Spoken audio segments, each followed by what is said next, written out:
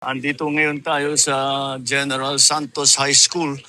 Tinitignan natin lahat ng naging damage dito sa eskwelahan para malaman natin. Napuntahan na natin yung ospital, napuntahan natin kung saan nagdi-distribute ng AX. 4,000 yata yung nandun at dalawang eskwelahan. Ito at saka Charon and malapit lang dito.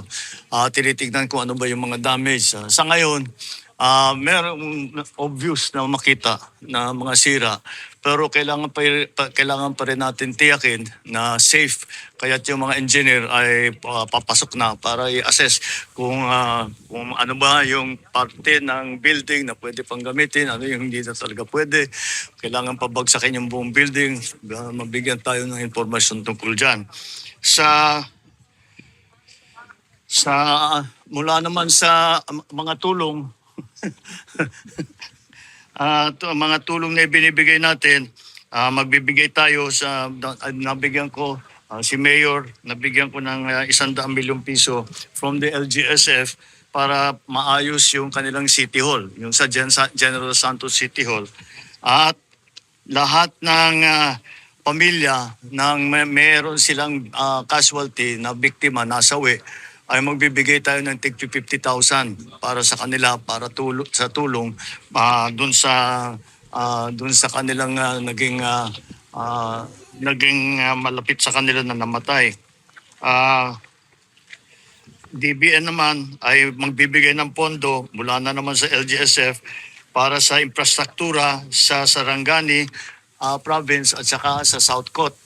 At meron din damage dito doon. Pero dito talaga ang pinaka-Sarangani is really the hardest hit.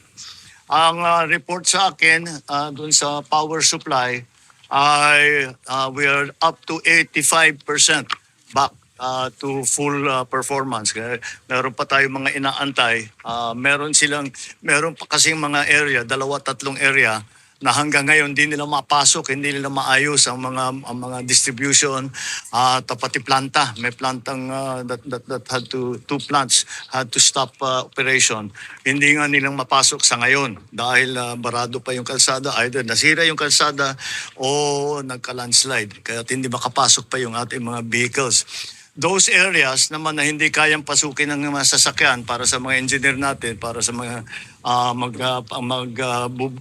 magbubuo ulit ng mga sistema natin, ay yung relief goods nakapag-deliver na tayo, nag-helicopter na tayo, places like Glan na hindi pa hanggang ngayon walang road passages. So pero nag-report sa akin ang AFP